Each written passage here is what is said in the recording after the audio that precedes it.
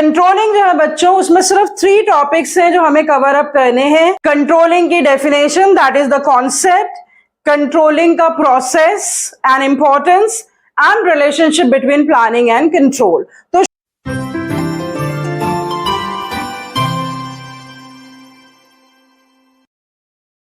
शुरू करते हैं कंट्रोलिंग की डेफिनेशन से।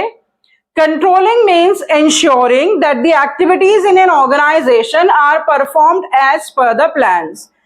तो कंट्रोलिंग एक ensuring फंक्शन है, मतलब मॉनिटरिंग फंक्शन है, एक ऐसा फंक्शन है जो ये इंश्योर करता है कि जो भी एक्टिविटीज ऑर्गेनाइजेशन में हो रही हैं वो प्लान्स के हिसाब से हो रही हैं। और डेफिनेशन देखिए, ensuring that an organization's resources are being used effectively and efficiently in the achievement of the goals. मतलब ये भी इंश्योर करता है कंट्रोलिंग के जो भी रिसोर्सेज हैं ऑर्गेनाइजेशन के वो best interest of the organisation में यूज हो रहे हैं, इफेक्टिवली यूज हो रहे हैं, एफिशिएंटली यूज हो रहे हैं, और पर्पस क्या है, टू अचीव द गोल्स। तो ये 2 डेफिनेशंस जो है बच्चों, इसमें से हम कंट्रोलिंग के नेचर को समझ सकते हैं कि कंट्रोलिंग जो है एक ऐसा फंक्शन है जो कि चेक करता है जो भी सारे other functions of management perform हुए हैं वो सही ढंग से परफॉर्म हुए हैं या नहीं, उसे चेक करने का काम किसका है, कंट्रोलिंग का। अब यहां पे मैंने बहुत बोल्ड लेटर्स में लिखा है not the last function of management, क्योंकि बच्चों ज्यादातर हमारे मुंह से यही निकलता है कि 5 फंक्शंस हैं, planning, organising, staffing, directing and controlling, और कंट्रोलिंग जो है वो लास्ट फंक्शन है। बट ऐसा नहीं है। उसके लिए आपको ये लाइन अच्छी तरह से समझनी होगी। It completes 1 cycle of management process and improves planning in the next cycle. तो कंट्रोलिंग जो है, जो मैनेजमेंट की जो साइकिल होती है, जो प्लानिंग से शुरू होती है और कंट्रोलिंग फंक्शन पे खत्म होती है, तो वो एक साइकिल को कंप्लीट करता है। और जैसे ही हमें कंट्रोलिंग के थ्रू ये पता लगता है कि some of the standards are not achieved या कुछ कमियां रह गई हैं, उसको इंप्रूव करने के लिए, क्योंकि फिर से प्लानिंग शुरू हो जाती है और मैनेजमेंट एक कंटिन्यूअस प्रोसेस है, हम ऑलरेडी देख चुके हैं, तो इसीलिए ये माना जाएगा कि कंट्रोलिंग लास्ट फंक्शन नहीं है, बल्कि मैनेजमेंट की एक साइकिल को वो कंप्लीट करता है और दूसरी साइकिल उससे ही बिगिन हो जाती है, क्योंकि वो प्लानिंग को इंप्रूव करता है। इसीलिए बच्चों सारे फंक्शंस के साथ तो कंट्रोलिंग का रिश्ता है ही, लेकिन there is a very strong bond and relationship between planning and controlling. This is a very important topic and you have to understand what's the relationship between planning and controlling. Planning and controlling को बिल्कुल inseparable twins की तरह माना जाता है। हम इसका relationship पढ़ेंगे ना बच्चों, तो आपको इसी से कंट्रोलिंग के और फीचर्स भी क्लियर होते रहेंगे। सबसे पहले देखिए, planning is prescriptive and controlling is evaluative. देखो, प्लानिंग और कंट्रोलिंग की डेफिनेशन तो हमने देख ही ली कि planning is a function of management which decides in advance what is to be done and how it is to be done, and controlling is the function of management which ensures that plans are achieved. तो अब यहाँ पे क्या है कि planning को हम prescriptive कह रहे हैं। क्यों कह रहे हैं? क्योंकि वो क्या करता है, प्रिस्क्राइब्स करता है वेरियस कोर्सेज ऑफ एक्शन और उसमें से बेस्ट कोर्स ऑफ सेक्शन को वो सेलेक्ट करके बताता है कि this is the best alternative to achieve the goals. इसीलिए उसको हम क्या कहेंगे, prescriptive. Controlling is evaluative. Evaluative क्यों है? क्योंकि it checks if the actions are taken according to the plans और नॉट। वो इवैल्यूएटिव हो गया क्योंकि वो ये इवैल्यूएट करता है कि जो हमने एक्शंस लिए हैं वो उसी हिसाब से लिए हैं या नहीं जो कि प्लान आउट किए गए थे। तो ये एक रिलेशनशिप की लाइन है बच्चों के, planning is prescriptive and controlling is evaluative. उसके बाद planning and controlling are both forward looking and backward looking. देखो, अगर अलग अलग देखा जाए तो प्लानिंग जो है वो फॉरवर्ड लुकिंग होता है क्योंकि it is related to future, it decides in advance what is to be done.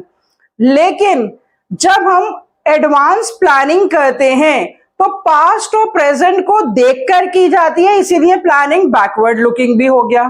फिर इसी तरह से कंट्रोलिंग के बारे में कहा जाता है कि कंट्रोलिंग जो है वो बैकवर्ड लुकिंग है, क्योंकि कंट्रोलिंग ये देखता है कि पास्ट में जो तय किया था वो अचीव हुआ है या नहीं। लेकिन फिर हम ये देखते हैं कि कंट्रोलिंग में जब नेक्स्ट साइकिल शुरू होती है तो उससे प्लानिंग को इंप्रूव किया जाता है। तो वो फिर से क्या हो गया, फॉरवर्ड लुकिंग हो गया। तो हम ये देखेंगे कि दोनों ही प्लानिंग और कंट्रोलिंग फॉरवर्ड लुकिंग भी हैं और बैकवर्ड लुकिंग भी हैं, तो ये इनके बीच में एक रिलेशनशिप है। थर्ड है planning and controlling are interlinked and interdependent. कैसे इंटरलिंक्ड है वो देख लेते हैं।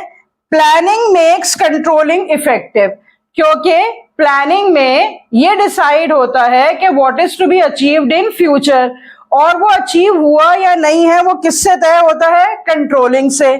Controlling improves the future planning, ये अभी हमने यहाँ पे देखा कि एक मैनेजमेंट साइकिल जब कंप्लीट होती है कंट्रोलिंग के बाद, तो प्लानिंग को इंप्रूव करने के लिए नेक्स्ट साइकिल शुरू हो जाती है।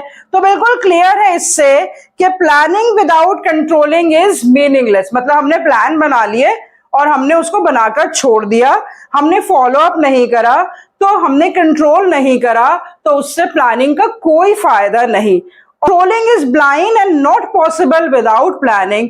तो कंट्रोलिंग को तो बेस ही किससे मिलता है, प्लानिंग से मिलता है।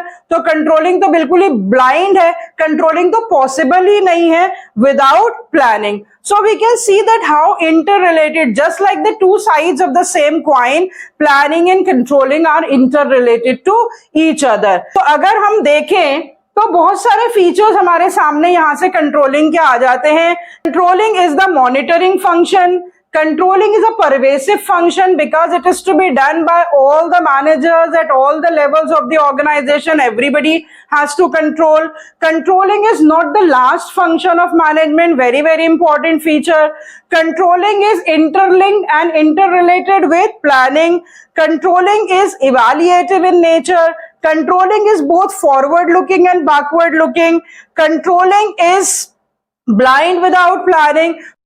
कंट्रोलिंग की जो इंपॉर्टेंस है बच्चों, वो उसकी डेफिनेशन में ही हाईलाइट हो जाती है, उसका नेचर भी हमें डेफिनेशन से पता लग जाता है।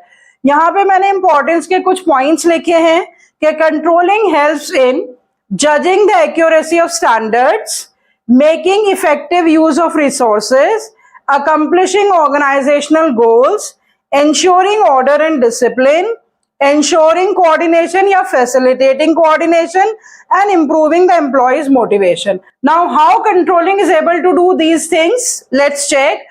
जैसे यहाँ लिखा है accuracy of standards, तो जब हमने definition देखी थी controlling की, उसी में बताया था कि controlling means ensuring that activities in the organization are performed as per the plans. As per the plans means as per the standards. Standard performance planning में ही तय हो जाती है और कंट्रोलिंग की मदद से ये चेक किया जाता है कि वो स्टैंडर्ड्स अचीव हुए या नहीं हुए। अगर वो अचीव नहीं हुए तो उनके रीजंस पता लगाए जाते हैं और उसके बाद कभी कभी उन स्टैंडर्ड्स को रिवाइज या रिव्यू करा जाता है।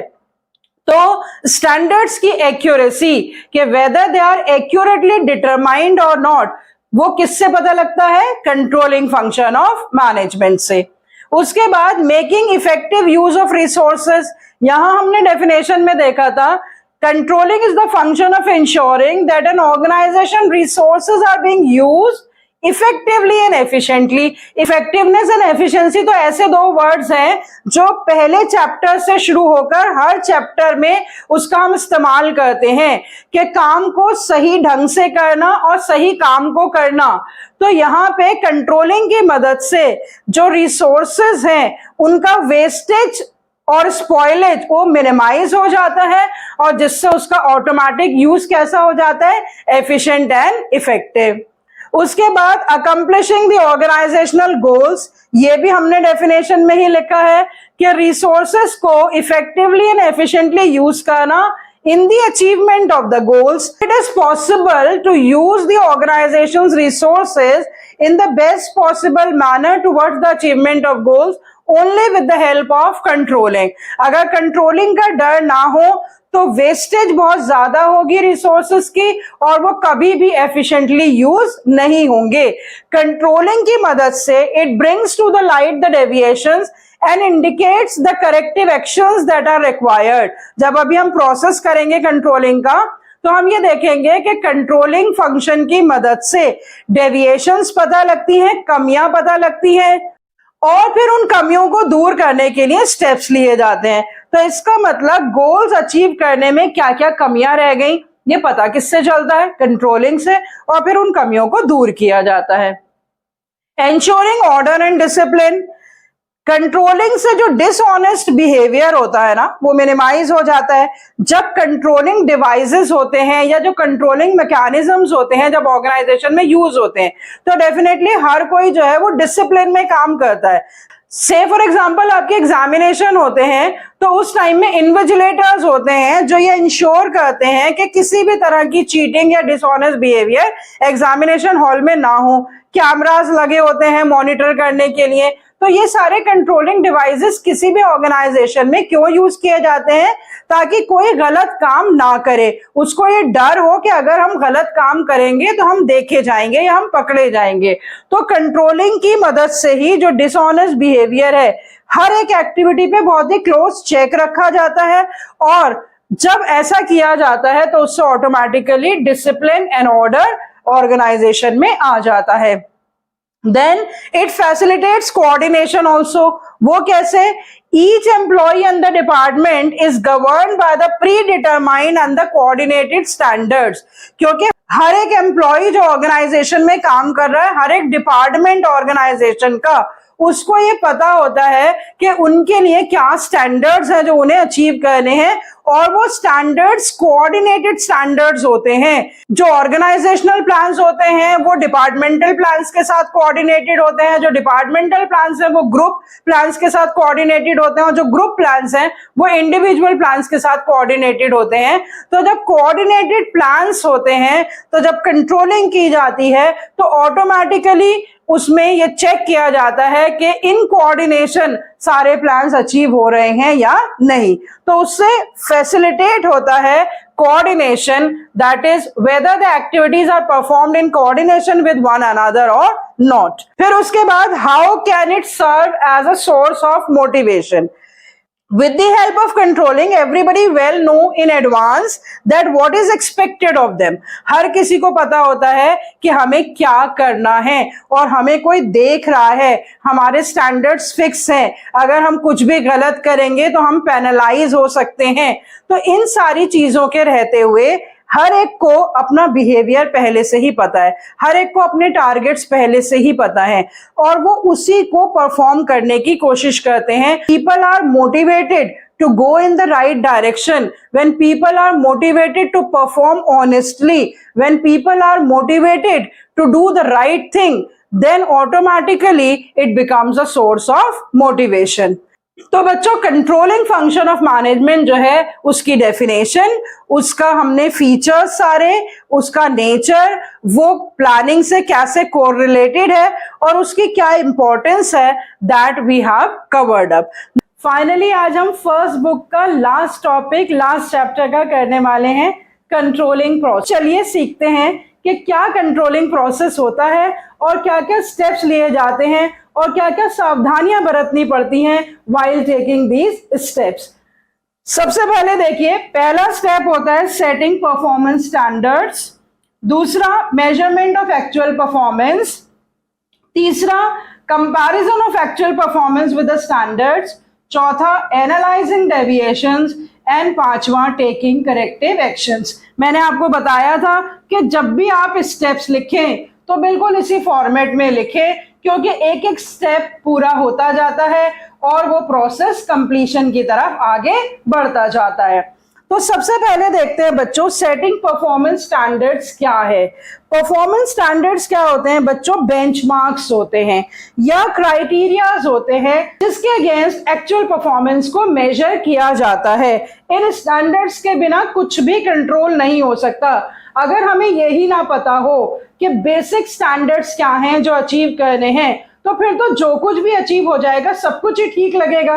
ठीक है, तो हमेशा स्टैंडर्ड सबसे पहले तय किए जाते हैं और वो स्टैंडर्ड्स जो हैं वो बोथ क्वालिटेटिव एंड क्वांटिटेटिव होने चाहिए। देखिए, क्वांटिटेटिव स्टैंडर्ड्स डिटरमाइन करना बहुत ही जरूरी है, क्योंकि अगर वो क्वांटिटेटिवली डिटरमाइन नहीं होंगे तो उसकी कैलकुलेशंस जो हैं, जो एक्चुअल परफॉर्मेंसेस की कैलकुलेशंस है, वो बहुत मुश्किल हो जाएंगी। तो स्टैंडर्ड्स जो हैं क्वालिटेटिव और क्वांटिटेटिव दोनों होने चाहिए। फॉर एग्जाम्पल के जैसे आउटपुट है, प्रोडक्शन है, सेल्स रेवेन्यूज हैं, कॉस्ट है, ये सारे क्वांटिटेटिव स्टैंडर्ड्स हैं। और अगर हम क्वालिटेटिव स्टैंडर्ड्स की बात करें तो गुडविल है, या फिर ऑनेस्टी है, या रेगुलरिटी है, पंक्चुअलिटी है। हालांकि ये स्टैंडर्ड्स आप कहेंगे कि क्वांटिटी में डिटरमाइन करने बहुत मुश्किल है, लेकिन फिर भी कोशिश करनी चाहिए कि जो क्वालिटेटिव एस्पेक्ट्स हैं उनको भी मेजर करने के लिए किस तरह से हम उन्हें क्वांटिटेटिव में कन्वर्ट कर सकते हैं। से फॉर एग्जाम्पल अगर हमें ये देखना हो कि whether the employee is regularly coming, उसकी रेगुलरिटी देखने के लिए अगर हम उसका लीव रिकॉर्ड देखेंगे तो हमें पता लग जाएगा। अगर एक एम्प्लॉय 10 छुट्टियां कर रहा है और एक एम्प्लॉय 2 छुट्टियां कर रहा है तो रेगुलरिटी भी उससे क्वांटिटी से ही पता लग जाएगी। तो क्वालिटेटिव स्टैंडर्ड्स भी जो है बच्चों वो थोड़े बहुत क्वांटिटेटिव टर्म्स में डिटरमाइन किए जा सकते हैं। क्लियर?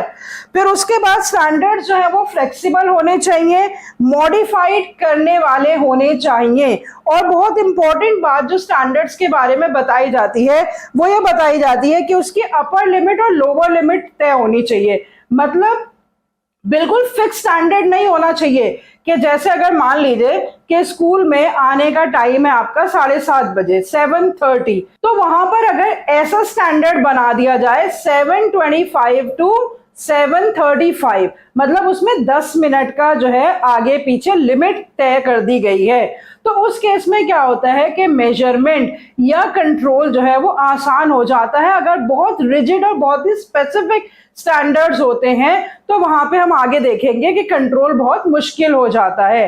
तो सबसे पहला स्टेप क्या है बच्चों कंट्रोलिंग का, कि हमेशा कोई बेंचमार्क्स होने चाहिए, कोई स्टैंडर्ड होना चाहिए जिसकी बेसिस पे हम एक्चुअल परफॉर्मेंस को बता सकें कि ये सही है या नहीं है। से फॉर एग्जांपल 12th क्लास में पास होने के लिए 33% जो है वो क्राइटेरिया है। तो अब जब बच्चे के 80 में से 26 या 27 नंबर आते हैं तो उसे पास माना जाता है। देखो इंटेलिजेंस के हिसाब से तो अगर किसी बच्चे के 27 नंबर आ रहे हैं या किसी बच्चे के जो है वो 25 नंबर आ रहे हैं, दोनों ही बराबर हैं। ऐसा नहीं है कि एक बहुत ही ज्यादा वीक है और एक बहुत ही ज्यादा इंटेलिजेंट है, लेकिन क्योंकि हमारा स्टैंडर्ड है कि 27 नंबर तो लाने ही लाने हैं, तो उसके हिसाब से अगर आपका एक नंबर भी कम हो जाएगा तो आप उसमें नॉट पास की कैटेगरी में आ जाएंगे। तो ये स्टैंडर्ड्स बहुत जरूरी होते हैं। अगर टीचर्स जो इवैल्यूएटर्स हैं जो पेपर चेक कर रहे हैं उनको रिजल्ट डिक्लेयर करना है कि कौन पास है कौन फेल है, तो उनके पास अगर ये बेसिक स्टैंडर्ड ना हो तो वो उनको ये पता ही नहीं चलेगा। उनके हिसाब से तो 25 नंबर लाने वाला बच्चा भी ठीक है और 27 नंबर लाने वाला बच्चा भी ठीक है। तो लेकिन क्योंकि टीचर को पता है कि जिसके 25 नंबर आए हैं वो पास की कैटेगरी में नहीं आएगा, तभी टीचर जो है वो एक्चुअल रिजल्ट दे पाएगी। तो बच्चों सबसे पहला स्टेप क्या हो गया? Determination of standards. फिर उसके बाद second step is measurement of actual performance. अब हमने स्टैंडर्ड्स तय ही इसलिए करे हैं ताकि हमें लोगों से वो स्टैंडर्ड अचीव करवाने हैं। तो अब ये देखा जाएगा कि एक्चुअल परफॉर्मेंस उनकी क्या है, उसको कैलकुलेट किया जाएगा, उसको मेजर किया जाएगा। और उसके लिए बहुत सारे तरीके होते हैं, personal observation, sample checking, performance reports. सारे तरीकों से जो एक्चुअल परफॉर्मेंस है उसको रिपोर्ट के फॉर्म में प्रिपेयर किया जाता है। राउंड लेकर भी, जैसे ड्यूरिंग प्रोडक्शन प्रोसेस कोई मास्टर वर्कर है वो देख सकता है कि सब लोग सही ढंग से मशीनरी पे काम कर रहे हैं या नहीं कर रहे। अगर लगता है कि कोई गलत तरीका इस्तेमाल कर रहा है किसी भी मेथड में या किसी भी प्रोसेस में, तो वहां पर वो करेक्ट कर देता है पर्सनली ऑब्जर्व करके। या सैंपल चेकिंग, एक यूनिट ऑफ आउटपुट तो चेक किया नहीं जा सकता, तो लेकिन उसमें से रैंडम सैंपल्स को उठा करके रैंडम सैम्पलिंग मेथड से उसको मेजर किया जाता है। परफॉर्मेंस रिपोर्ट्स बनाई जाती हैं कि कितना टाइम उन्होंने लगाया, कितना कॉस्ट इनकर करा। तो ये सारी रिपोर्ट्स जो हैं वो जो सुपरवाइजर्स हैं या जो मैनेजर्स हैं वो बनाकर अपने हायर अथॉरिटीज को पास करते हैं, जिससे ये देखा जाता है कि उनकी परफॉर्मेंस कितनी हद तक ठीक है। और सबसे इंपॉर्टेंट चीज कि वो ऑब्जेक्टिव और रिलायबल होनी चाहिए। मतलब जो डाटा कलेक्ट किया जाए परफॉर्मेंस रिपोर्ट्स का, उससे रिलेटेड कोई ना कोई प्रूफ होना चाहिए। ऐसा नहीं है कि अपनी मर्जी से एम्प्लॉयर ने लिख दिया कि ये तो सही नहीं है परफॉर्मेंस, ये तो गलत है। ऐसी जो है वो अनरियलिस्टिक रिपोर्ट्स नहीं चाहिए होती in the process of controlling.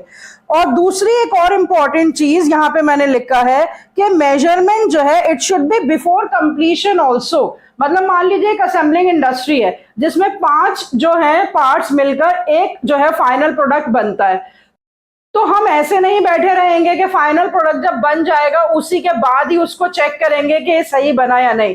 हर एक पार्ट को अगर इंडिविजुअली चेक कर लिया जाएगा तो चांसेस ये हैं कि फाइनल प्रोडक्ट भी सही बनेगा। तो ड्यूरिंग परफॉर्मेंस भी मेजरमेंट होनी चाहिए, it should not be only the measurement after performance. तो ये हो गया बच्चों second step, measurement of actual performance. उसमें क्या क्या बातों का हमें ध्यान रखना है। फिर उसके बाद थर्ड स्टेप आ जाता है comparison of actual performance with the standards. मतलब कि ये जो स्टैंडर्ड्स है और ये जो मेजरमेंट है, अब उन दोनों को कंपेयर किया जाएगा, तभी तो कमियां पता लगेंगी कि हैं भी या नहीं। तो स्टैंडर्ड्स क्या थे और एक्चुअल परफॉर्मेंस क्या है, बस यही स्टेप में देखा जाएगा। और उसके बाद 3 तरह की जो डेविएशंस है टेक्निकली बताई जाती हैं कि अगर स्टैंडर्ड्स और एक्चुअल परफॉर्मेंस बराबर है तो 0 डेविएशंस मानी जाती है, और स्टैंडर्ड्स अगर ज्यादा है एक्चुअल परफॉर्मेंस से तो वो नेगेटिव डेविएशन है, और अगर स्टैंडर्ड्स कम है एक्चुअल परफॉर्मेंस से तो वो पॉजिटिव डेविएशन है। तो बच्चों अगर 0 डेविएशन है और पॉजिटिव डेविएशन है तो इन दोनों में तो हमें आगे के स्टेप्स की जरूरत ही नहीं है, क्योंकि अब हमें कोई करेक्टिव एक्शन नहीं लेना है। लेकिन अगर नेगेटिव डेविएशंस होती हैं, कोई कमी पाई जाती है परफॉर्मेंस में, तो उसके बाद फिर उसको एनालाइज किया जाता है। फिर उसके बाद नेक्स्ट स्टेप आ जाता है एनालाइजिंग डेविएशंस। और इन 5 स्टेप्स में से बच्चों सबसे ज्यादा इंपॉर्टेंट स्टेप है एनालाइजिंग डेविएशंस, क्योंकि ये कंट्रोलिंग का एसेंस माना जाता है। अगर डेविएशंस को सही तरह से एनालाइज नहीं करा, सही तरह से पता नहीं लगाया कि किस वजह से कमियां आई हैं, तो करेक्टिव एक्शंस भी लेना मुश्किल हो जाएगा, फिर तो पूरा कंट्रोलिंग प्रोसेस ही बेकार हो जाएगा। तो एनालाइजिंग डेविएशंस जो है, what is that step? It is the step of finding out the reasons for the deviations, कि किस वजह से स्टैंडर्ड और एक्चुअल परफॉर्मेंस में डिफरेंस आया है, किस वजह से एक्चुअल परफॉर्मेंस जो है वो लो चली गई है। उसके लिए क्या क्या चीजें ध्यान रखनी है कि क्या कोई अनरियलिस्टिक स्टैंडर्ड्स थे, क्या वही रियलिस्टिक नहीं थे, क्या कोई प्रोसेसेस डिफेक्टिव थे, क्या रिसोर्सेज एडिक्वेट नहीं थे, क्या एनवायरनमेंट में कोई changes all of a sudden आ गई है, या कुछ ऐसे कॉन्स्ट्रेंट्स थे, कमियां थी जो कि ऑर्गेनाइजेशन स्ट्रक्चर या पॉलिसीज की वजह से थी। तो सारी चीजों को माइन्यूटली देखा जाता है। और अभी हम बच्चों देखेंगे, मैंने यहाँ लिख रखे हैं, लेकिन ये अभी आपको मैं इसके बाद पहले मैं पूरा प्रोसेस एक्सप्लेन कर लूं, उसके बाद मैं ये 2 प्रिंसिपल्स बताऊंगी जो कि डेविएशंस की एनालिसिस के लिए ही बताए गए हैं कि what are the principles which are important while analysing the deviations. These are the 2 principles, critical point control and control by exception. ये मैं अभी आपको बता देती हूँ, लेकिन पहले हम प्रोसेस को कंप्लीट कर लेते हैं। अब जब डेविएशंस को हमने एनालाइज कर लिया कि क्या डेविएशंस के रीजंस रहे हैं, फिर उसके बाद लास्ट स्टेप है बच्चों taking corrective action. Corrective action लेना ही एक्चुअल कंट्रोलिंग स्टेप है। This is the final step with the help of which the controlling process is over. और जो करेक्टिव एक्शन होता है वो किसके ऊपर डिपेंडेंट होता है? डेविएशंस पे डिपेंडेंट होता है। अगर हमारा रीजन है अनरियलिस्टिक स्टैंडर्ड्स, तो करेक्टिव एक्शन क्या होगा? Revise the standards. अगर हमारा रीजन है डिफेक्टिव प्रोसेस, तो करेक्टिव एक्शन क्या होगा कि प्रोसेस को चेंज किया जाए। अगर हमारा रीजन फॉर डेविएशन है कि कुछ रिसोर्सेस कम थे, लेबर कम थी या मटेरियल कम था या फंड्स कम थे, तो हमारा करेक्टिव एक्शन क्या होगा? Arrangement of the adequate resources. और अगर एनवायरमेंटल प्रॉब्लम की वजह से कोई डेविएशन आई थी, तो करेक्टिव एक्शन होगा कि ट्रेनिंग दी जाए सबऑर्डिनेट्स को, ताकि वो फुली इक्विप रहें, ताकि वो अपडेटेड रहें, और जैसे ही एनवायरमेंटल चेंजेस हो वैसे ही वो ऑर्गेनाइजेशन में चेंज कर सकें। या फिर कोई ऑर्गेनाइजेशनल पॉलिसीज है, मान लीजिए 8 घंटे वर्किंग आवर्स हैं वर्कर्स के, लेकिन एक बहुत बड़ा ऑर्डर आ गया जिसको जल्दी पूरा करना है, तो उसके लिए अगर ओवर टाइम की जरूरत पड़े तो ऑर्गेनाइजेशन को वो पॉलिसी अडॉप्ट करनी चाहिए ओवर टाइम की। तो करेक्टिव एक्शन क्या होगा उसका कि ओवर टाइम करके उस कमी को पूरा किया जाए। तो बच्चों, जो डेविएशंस के रीजंस होते हैं उन्हीं रीजंस को देखकर एक्चुअली करेक्टिव एक्शंस लिए जाते हैं। तो एक बार फिर से रिकैप देख लेते हैं कि सबसे पहले तो स्टैंडर्ड सेट करती है कोई भी ऑर्गेनाइजेशन, तो क्वालिटेटिव और क्वांटिटेटिव दोनों तरह के स्टैंडर्ड होने चाहिए और अपर लिमिट और लोअर लिमिट के साथ होने चाहिए। फिर उसके बाद एक्चुअल परफॉर्मेंस को बहुत सारे तरीकों से मेजर किया जाता है, फिर उसको कंपेयर किया जाता है स्टैंडर्ड्स के साथ। फिर अगर वो सेम नहीं होती है, कम होती है, तो उसके रीजन पता लगाए जाते हैं और फिर रीजन पता लगाने के बाद करेक्टिव एक्शंस लिए जाते हैं। तो इस तरह से ये कंट्रोलिंग प्रोसेस पूरा हो जाता है। कंट्रोलिंग फंक्शन एक मॉनिटरिंग फंक्शन होता है, इंश्योर करता है कि सब कुछ ठीक है और नहीं है तो सब कुछ ठीक होगा। तो मुझे लग रहा है जैसे एक फिल्म आई थी ना शाहरुख खान की, मैं हूं ना, तो उसी तरह से बिल्कुल कंट्रोलिंग फंक्शन होता है कि वो कहता है मैं हूं ना, मैं सब ठीक कर दूंगा। और इसके लिए एक शॉर्ट फॉर्म भी बना सकते हैं हम, सब मुझ पर छोड़ दो अब तुम। इस तरह से आपको याद भी रह जाएगा, अगर आपको अच्छा लगे तो आप इस तरह से याद कर सकते हैं उसको, ठीक है। अच्छा, अब इंपॉर्टेंट चीज बच्चों ये है कि ये जो दो प्रिंसिपल्स हैं ये हम बहुत ज्यादा तो एक्सप्लेन नहीं कर सकते जब हम पूरा प्रोसेस लिख रहे हैं, लेकिन अलग से इस पे क्वेश्चंस आ सकते हैं कि what are the important principles that should be kept in mind while analyzing the deviations। अब वो प्रिंसिपल्स क्या हैं बच्चों? एक प्रिंसिपल है क्रिटिकल पॉइंट कंट्रोल और दूसरा प्रिंसिपल है कंट्रोल बाय एक्सेप्शन। अब क्रिटिकल पॉइंट कंट्रोल का मतलब होता है focus on KRAs, that is the key result areas. देखो, मैंने आपको शुरू में ही बताया था कि कमियां तो बहुत सारी होती हैं ऑर्गेनाइजेशन में, लोगों की परफॉर्मेंस में, पर अगर हर एक कमी पर ध्यान देते रहेंगे ना तो बहुत मुश्किल हो जाएगा कंट्रोलिंग फंक्शन परफॉर्म करना। इसीलिए ऑर्गेनाइजेशन को की रिजल्ट एरियाज पे फोकस करना चाहिए। अब पता कैसे चले कि कौन से की रिजल्ट एरियाज हैं? जैसे मैंने यहाँ पे एग्जाम्पल लिखा है कि अगर पोस्टल चार्जेस हैं वो 20% बढ़ गए और लेबर कॉस्ट जो है वो सिर्फ 5% बढ़ी है, तो परसेंटेज तो लेबर कॉस्ट की सिर्फ 5% है और पोस्टल चार्जेस की 20% है। लेकिन क्योंकि लेबर कॉस्ट से टोटल कॉस्ट ऑफ प्रोडक्शन में बहुत ज्यादा फर्क पड़ जाएगा, इसीलिए ये मोर क्रिटिकल है मैनेजमेंट के लिए। बच्चों, आप अपना एग्जाम्पल भी ले सकते हैं। सपोज आपके 5 मेन सब्जेक्ट्स हैं, 100 नंबर का उनका पेपर होना है और 2 सब्सिडरी सब्जेक्ट्स हैं जिनकी ग्रेडिंग लगनी है, उसके मार्क्स जो हैं वो आपकी टोटल परसेंटेज में ऐड नहीं होने हैं। तो मान लीजिए कि आपने कोई एक सब्सिडरी सब्जेक्ट का पेपर दिया और आप अपनी परफॉर्मेंस उसमें देख रहे हैं कि उसमें कभी 5 नंबर कम हो गए, कभी 2 नंबर कम हो गए, कभी उसमें 20 नंबर भी कम हो सकते हैं। लेकिन जब पेरेंट्स हैं या टीचर्स हैं वो उनके लिए की रिजल्ट एरिया नहीं है। लेकिन अगर आपका मेन सब्जेक्ट बिजनेस स्टडीज और अकाउंटेंसी में अगर 5 नंबर भी कम हो जाएंगे तो आपकी परसेंटेज पे फर्क पड़ जाएगा। तो वो जो है वो KRAs हो गया, की रिजल्ट एरियाज हो गए। तो इसी तरह से मैनेजमेंट को पता होना चाहिए कि उसके की रिजल्ट एरियाज कौन कौन से हैं। तो अगर किसी अनइम्पॉर्टेंट मैटर में कोई परफॉर्मेंस डेविएशन आ गई तो उन्हें नजरअंदाज कर दो, छोड़ दो, लेकिन किसी की रिजल्ट एरिया में थोड़ी सी भी डेविएशन आ गई उस पर ध्यान देना है, ठीक है बच्चों। उसके बाद आ जाते हैं सेकंड प्रिंसिपल पे, कंट्रोल बाय एक्सेप्शन। इसको मैनेजमेंट बाय एक्सेप्शन भी कहते हैं। Focus only on significant deviations beyond a permissible limit.